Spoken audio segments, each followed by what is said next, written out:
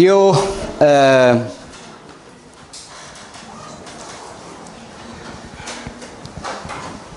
hesitei um pouco em relação a o que é que havia de partilhar convosco nesta manhã. Estava hesitante entre dois pensamentos e resolvi juntar os dois. Se me ajuda o Senhor a fazer a transição de um para o outro. E um deles, o primeiro, tem a ver com aquele pensamento que eu apresentei na quarta-feira, naquela semana do EJC, e eu resolvi voltar a trazê-lo, falar um pouco sobre ele. E também, em relação ao outro, tem a ver com votos. E quando falo em votos, não estou a falar em votar nas eleições. Estou a falar de fazer votos ao Senhor, fazer promessas ao Senhor.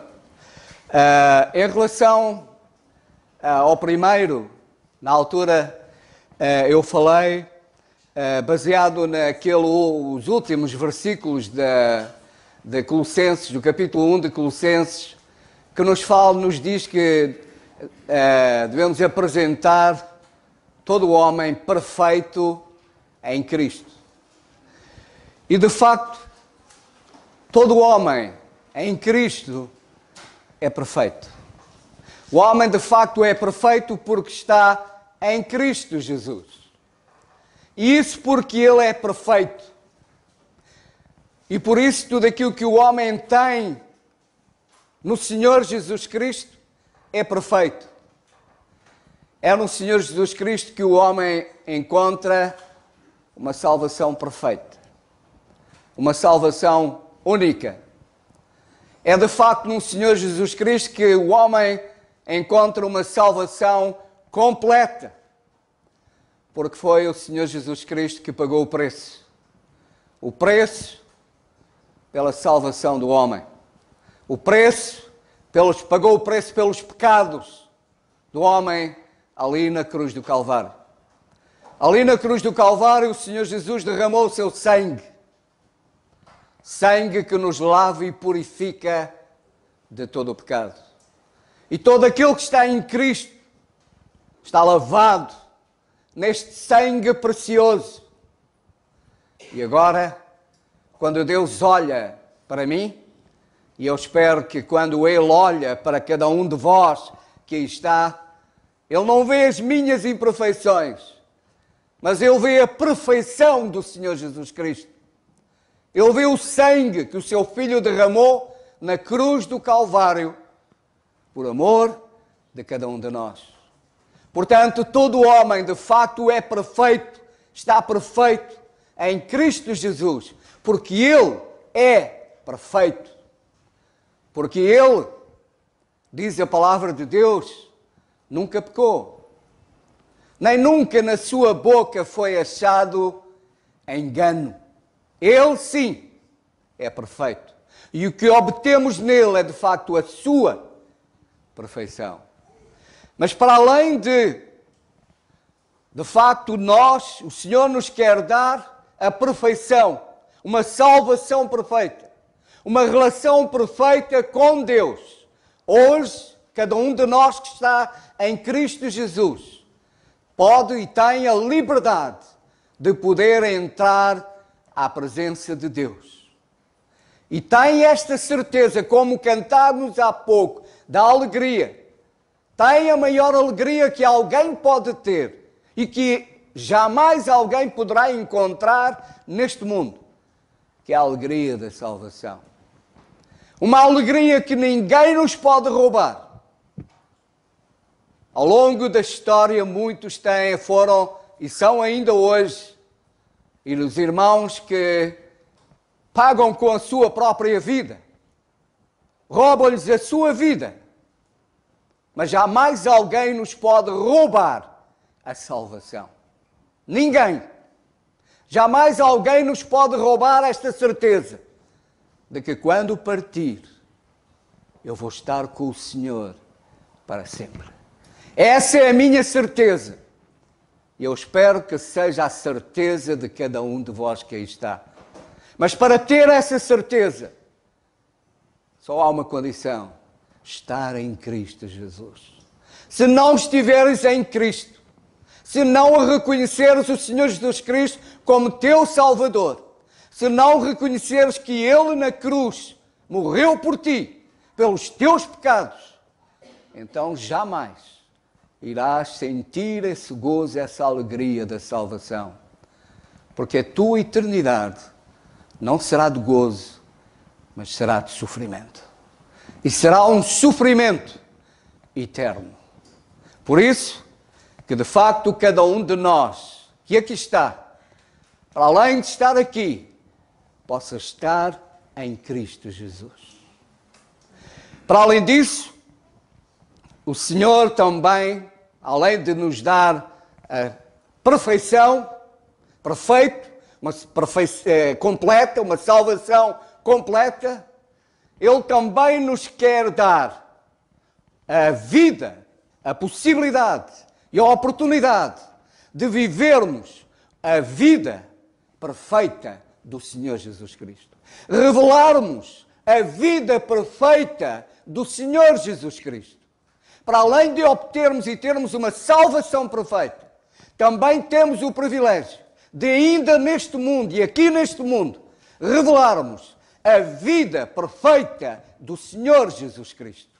O Senhor nos chama a cada um de nós a vivermos uma vida acima da média. Eu, na altura, e agora em relação há pouco falávamos da livraria, e vem isso a propósito de, na altura, eu estar a ler um livro que fala exatamente disso, que tem por título Vivendo Acima da Média. E eu aconselho a todos, agora não o podem ler porque eu ainda não o trouxe, ainda o tenho comigo, mas quando eu o trouxer, eu aconselho a que vocês o possam ler. É um livro que nos fala e nos apresenta vários testemunhos, vários irmãos e irmãs, a vida deles, como a sua vida foi acima da média. E como eu disse à altura, e repito, a igreja está como está, porque grande parte da igreja nem sequer vive na média. Vive abaixo da média. Mas aquilo que o Senhor nos chama a viver é uma vida acima da média. Se nós repararmos em Lucas, no capítulo 6,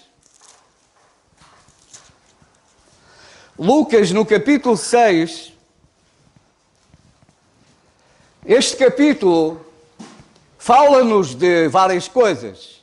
Fala-nos da eleição dos 12 apóstolos, os 12 discípulos. O Senhor escolheu naquela noite os 12 discípulos. E depois, diz o versículo 17, e descendo com eles, foram todos juntos, juntar-se a uma multidão. E aí o Senhor começou a falar. E aqui neste capítulo nós temos as bem-aventuranças e temos também os ais. Mas eu queria chamar a vossa atenção e a minha para o versículo 27.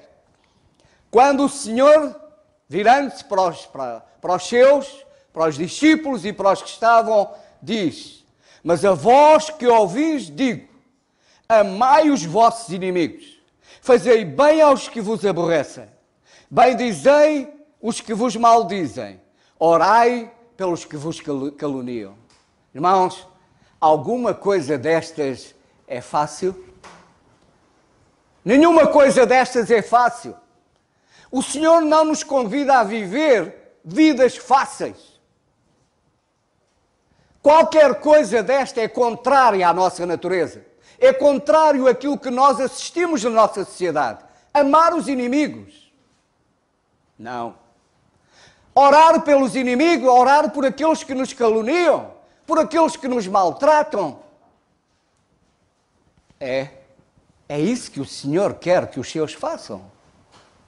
Porque o Senhor não nos chama a vivermos uma vida mediana. Não nos convida, não nos chama a viver uma vida equiparada com a vida que se vive na nossa sociedade. Não é essa vida que o Senhor nos chama a viver. Não é essa vida que o Senhor nos convida a viver. O Senhor nos convida a viver uma vida acima de tudo isso. E vivendo desta forma, procedendo desta forma, nós estamos acima de tudo isso. Vivendo desta forma, então, aquilo que as pessoas à nossa volta vão dizer, este é louco. Vão dizer, este ou esta não é deste mundo. Porque, de facto, quem tem este comportamento não tem nada a ver com o mundo onde nós vivemos. Porque este não é o comportamento deste mundo. Este é o comportamento do Senhor. O Senhor amou aqueles que o amaldiçoaram. O Senhor amou aqueles que, de facto, blasfemaram dele. O Senhor amou todos aqueles que se aproximaram dele, sem discriminação nenhuma. O Senhor amou a todos. O Senhor recebeu a todos. O Senhor conviveu com todos. Ele não fez discriminação. Nós, por vezes, fazemos. Achamos que alguns não têm. Achamos-nos acima de alguns. Ou fazemos juízos sobre alguém. Não. Todos são pecadores, sem exceção. Seja quem for, é uma alma, é um pecador que precisa da salvação. Seja quem for. E o Senhor jamais rejeitou alguém. Jamais desprezou alguém. O Senhor amou a cada um de nós. E o que é que nós éramos? Seus inimigos. O Senhor amou os inimigos. O Senhor amou aqueles que blasfemavam dele. O Senhor amou-me a mim, que blasfemava dele, que gozava com ele. E o Senhor amou-me, não me desprezou. E é esta vida perfeita do Senhor Jesus Cristo que o Senhor nos convida a vivermos neste mundo. Mas, irmãos, o Senhor não nos convida a viver esta vida e nos abandona, não. O Senhor está conosco. Ele nos ajuda, Ele nos anima, Ele nos fortalece, Ele nos dá indicações na sua palavra acerca da sua moral, do seu comportamento, da forma como os outros devem ser tratados. O Senhor nos dá instruções e o Senhor nos promete: eu estou contigo. Eu estou contigo. Diz o versículo 40, o versículo 40 deste capítulo diz: o discípulo não é superior a seu mestre, mas todo o que for perfeito será como o seu mestre. O discípulo não é perfeito, o discípulo não é superior ao seu mestre, mas todo o que for perfeito será como o seu mestre. O Senhor nos convida a viver uma vida mais perfeita. Porque Ele é perfeito. Porque a sua vida é perfeita. E é esta vida que o Senhor convida-me a mim e a cada um de nós a viver. Para que, de facto, nós possamos mostrar neste mundo que somos, de facto, diferentes. O Senhor continua a falar e continua a dizer o seguinte: mas vós que ouvis, digo, amai os vossos inimigos, versículo 27, fazei bem aos que vos aborrecem, bendizei os que os maldizem, orai pelos que caluniam, ao que te ferir numa face, oferece-lhe também a outra, ao que te houver tirado a capa, nem a túnica recuses, e dá a qualquer que te pedir, ao que tomar o que é teu, não lhe o tornes a pedir, e como vós quereis que os homens vos façam, da mesma maneira fazei-lhes vós também. Se amardes aos que vos amam, que recompensa tereis? Também os pecadores amam aos que os amam. Se fizeres bem aos que vos fazem bem, que recompensa tereis? Também os pecadores fazem o mesmo. Portanto, se amarmos aqueles que nos amam, onde é que está a dificuldade. Há pouco, eu tomei nota de uma frase que o Pedro disse na oração, que vivamos para além destas quatro paredes. Vivamos uma vida diferente para além destas quatro paredes. Vivamos uma vida que revele, de facto, a pessoa do Senhor Jesus Cristo. Viver aqui entre estas quatro paredes, sermos verdadeiramente irmãos nestas quatro paredes, qual é a dificuldade? Amarmos o Senhor e nestas quatro paredes, qual é a dificuldade? A dificuldade é lá fora. A dificuldade está lá fora. Eu continuar a revelar o meu amor para com o Senhor lá fora. É continuar a revelar de facto a palavra do Senhor, a vivermos a palavra do Senhor lá fora, no meio dos pecadores, para que eles de facto possam ver que nós somos do Senhor, que amamos o Senhor, que amamos esta palavra, amamos a moral do Senhor, amamos os valores do Senhor e vivemos segundo as instruções do Senhor. É lá fora que é importante, porque é lá fora que estão os perdidos. É lá fora que estão aqueles que precisam de conhecer o Senhor Jesus Cristo como seu Salvador. E é de facto, vivendo esta vida, vivendo a perfeição do Senhor Jesus Cristo, vivendo-a, realizando-a com a ajuda do Senhor o mais possível na nossa vida, então nós vamos viver uma vida acima da média e vamos então causar impacto. A igreja, de facto, como eu disse há pouco, está no estado em que está. A igreja não causa impacto. A igreja não é respeitada neste mundo. Porquê? Exatamente porque vive abaixo da média. Por isso, irmãos, para que de facto este mundo precisa realmente de uma igreja que viva acima da média. Que viva de facto a vida que o Senhor quer que cada um realmente viva. Acima de tudo, irmãos, mais do que pregarmos a palavra de Deus, é vivermos a palavra de Deus. Mais do que pregarmos, pregar é importante, sem dúvida, pregar a palavra de Deus, mas mais importante é viver a palavra de Deus. Porque o pior que pode acontecer é pregarmos aquilo que não vivemos. E de facto o impacto destrutivo será muito maior quando pregamos aquilo que não vivemos. Por isso o que é mais importante é vivermos realmente a palavra de Deus.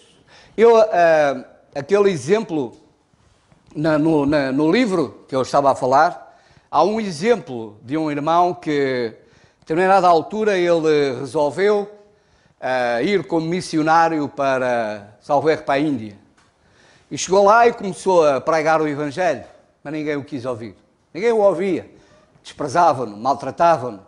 Ninguém queria saber daquilo que ele ouvia. E ele, claro que ficou um pouco desmoralizado, triste, e adoeceu. Como se não bastasse, ainda adoeceu e foi parar ao hospital. Um hospital, como devem calcular, cujas condições não eram as melhores, e onde havia uma enfermaria, com certeza muito grande, com muitos doentes. E ele pensou, aqui eles vão ouvir-me. Eles estão debilitados, estão doentes, certamente será mais fácil. E começou a pregar. E a resposta foi a mesma. Ninguém o quis ouvir, maltrataram-no. Há uma noite em que um dos doentes começou a gritar, pedir ajuda. Precisava de ir à casa de banho, não conseguia ir sozinho, e gritava e pedia ajuda. E os enfermeiros, Raquel, ninguém ligava ao doente. Gritavam, ninguém vinha. Nem auxiliares, nem ninguém. Até que quando vieram, só que quando vieram já era tarde. O homem já estava todo sujo, tinha sujado a cama. E os enfermeiros e o pessoal ralhou com ele, gritou com ele. Segundo o relato, até uma bufetada deram ao homem. E ele, pronto, porque tinham que limpar aquilo tudo. Mas passou. Na noite seguinte, lá estava o homem outra vez aos gritos. Precisava de ir à casa de banho. E então este missionário que estava ali, o que é que ele fez? Levantou-se, foi ter com o homem, ajudou-o a levantar, levou-o à casa de banho. O homem lá fez o que tinha a fazer, cuidou dele, trouxe-o novamente para a cama, deitou-o, aconchegou. E sabem, todos os que estavam na enfermaria estavam a observá-lo.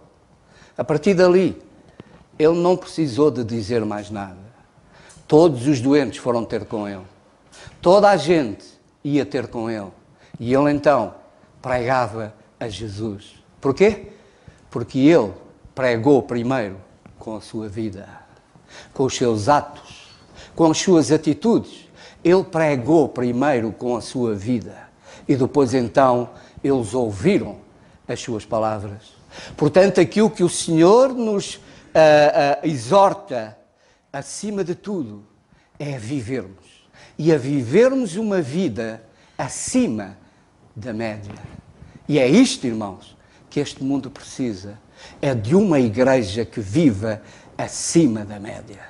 Não uma igreja cujo nível, cuja referência é o comportamento mundano, é o pensamento mundano, é as atitudes do mundo. Não nos nivelemos por aí, que aí não seja o nosso nível esteja aqui, da palavra de Deus. E se aqui for de facto o nosso nível, então podemos ter a certeza que vivemos uma vida acima da média. E então podemos ter a certeza que as pessoas vão ouvir, que as pessoas vão acreditar, porque mais do que palavras, são vidas, são atitudes. E são essas atitudes é que de facto contam e têm respeito perante aqueles que de facto nos cercam. Para além disso, eu há pouco dizia que falava sobre outro assunto, sobre os votos. Estamos a falar de alguém que vive uma vida acima da média. E alguém que vive uma vida acima da média, vive uma vida de íntima comunhão com o Senhor. De íntima comunhão com o Senhor. E alguém que vive uma vida de íntima comunhão com o Senhor, é alguém que confia e espera no Senhor, seja em que situação for. Quando alguém faz um voto, quando é que isso acontece? Normalmente é quando alguém está aflito. Senhor, se tu me livrares, eu passo a viver assim. Senhor, se tu me ajudares e me livrares dessa situação, eu vou deixar de fazer aquilo. E qual é o resultado? O Senhor depois livra-nos e nunca mais lembramos daquilo que prometemos ao Senhor. E o que a palavra de Deus nos diz é que, de facto, não devemos fazer votos nenhum ao Senhor. Não necessitamos de fazer votos ao Senhor. Vamos, assim, rapidamente, que o tempo em Eclesiastes. Eclesiastes 5:4, por exemplo, diz: quando a Deus fizeres algum voto, não tardes em cumpri-lo, porque não se agrada de tolos. O que votares, paga-o. Se fizeres um voto ao Senhor, então lembra-te que o fizestes.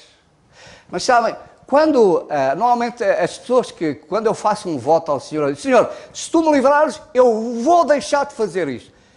Eu estou a confiar em mim.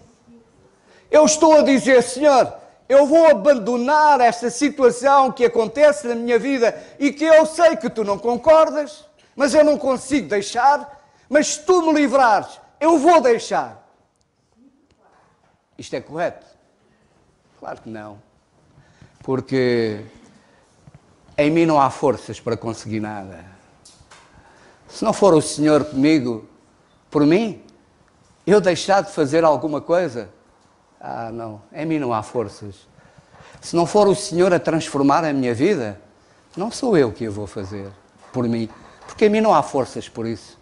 Eu tenho é que confiar no Senhor e dizer: Senhor, ajuda-me a pôr a minha vida em ordem, porque eu reconheço que sou fraco, reconheço que não consigo, eu preciso de Ti. Um outro versículo rápido diz, Eclesiastes 5:5: melhor é que não votes do que votes e não pagues.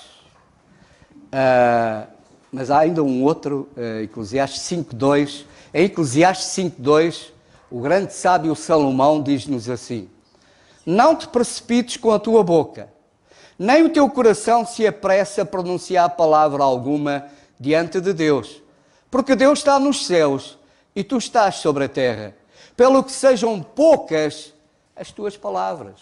Não te precipites, não prometas coisas que não consegues cumprir. Nós não o devemos fazer nem sequer uns aos outros. Eu não devo prometer uma coisa ao Carlos se eu sei que não vou conseguir fazê-lo.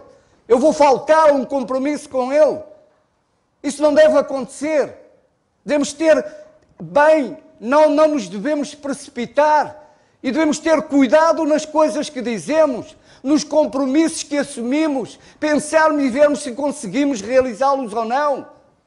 Irmãos, se é de facto uma grande responsabilidade uns para com os outros, então perante Deus ainda é maior a responsabilidade. Faltarmos às nossas promessas, aos nossos compromissos perante Deus, com Deus não se brinca. Por isso é melhor que não faças nenhuma promessa ao Senhor, mas sim que vivas verdadeiramente para o Senhor, que vivas na dependência do Senhor. Não te precipites com a tua boca. Isto, independentemente de tudo, irmãos, é um conselho tremendo. É um conselho tremendo. Quantas vezes, irmãos, abrimos a boca e é uma torneira a dizer asneiras? É uma torneira a dizer asneiras. Quantas vezes abrimos a nossa boca, matamos, fulamos, fazemos coisas, mil e uma coisa. Tenhamos cuidado quando abrimos a boca, porque as coisas que dizemos nos responsabilizam. Por isso, temos que ter muito cuidado quando falamos, quando abrimos a nossa boca, tenhamos cuidado com as coisas que dizemos. Aliás, como Salomão diz, Deus está nos céus e tu estás sobre a terra, pelo que sejam poucas as tuas palavras. E então, na presença de Deus, as únicas palavras que nós devemos ter, as palavras que mais devem existir na nossa vida, na nossa boca, devem ser: obrigado, Senhor. Obrigado por seres o meu Deus. Obrigado por me amares. Obrigado por cuidares de mim. Obrigado por eu ser aquilo que sou hoje. É a ti que te devo. Obrigado, Senhor, porque eu posso contar contigo todos os dias. Seja em que situação for, eu sei que eu posso contar contigo. E, Senhor, se há alguma coisa na minha vida que não está de acordo com a tua vontade, Senhor, ajuda-me a pôr em ordem a minha vida. Ajuda-me a restaurar a minha vida, a minha relação contigo. Obrigado, Senhor, por seres de facto o meu Deus. Essas devem ser as palavras que devem abundar na nossa boca, devem ser palavras de gratidão para com o Senhor, por aquilo que Ele fez, por aquilo que Ele está a fazer e por aquilo que Ele vai fazer no futuro. Porque tudo devemos, de facto, ao Senhor. Sabem quais são os votos que mais frequentemente são quebrados? São os votos do matrimónio. São aqueles que mais são quebrados. E, no entanto, quando casamos, nós assumimos na presença de Deus que nos vamos amar, que vai ser até que a morte nos separe, que vamos nos amar, que vamos cuidar um do outro, que vamos ser fiéis um ao outro. E, no entanto, são os votos que menos respeito merecem pelas pessoas. E são feitos na presença de Deus. Portanto, irmãos, que o Senhor nos ajude a sermos homens e mulheres de convicções, homens e mulheres que confiam no Senhor, homens e mulheres que querem viver uma vida acima da média. E homens e mulheres que, e vou terminar com a segunda carta aos Coríntios, segunda carta aos Coríntios, capítulo 5, em que o apóstolo Paulo diz assim, segunda carta aos Coríntios, capítulo 5 e versos 14 diz: porque o amor de Cristo nos constrange, julgando nós assim que se um morreu por todos, logo todos morreram. E Ele morreu por todos, para que os que vivem não vivam mais para si, mas para aquele que por eles morreu e ressuscitou. Assim que daqui por diante a ninguém conhecemos segundo a carne, e ainda que também tenhamos conhecido Cristo segundo a carne, contudo agora já não o conhecemos dessa forma. O amor de Cristo, irmãos, nos constrange. Seja o amor que nos mova, não o voto, mas o amor. Seja o amor ao Senhor que nos leve a darmos totalmente a Ele. Seja o amor ao Senhor.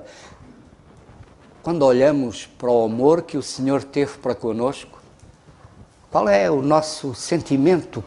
Qual é a nossa reação? Para além de agradecimento, certamente, e assim seja, de vivermos uma vida totalmente para Ele. Uma vida de fidelidade a Ele, ou uma vida que o honre e glorifique.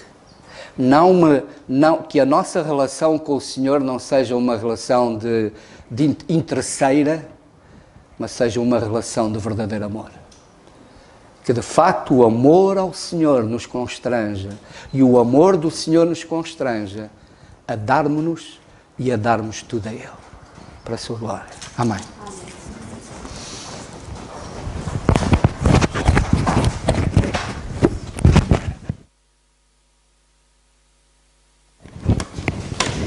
Irmãos, vamos ficar de pé.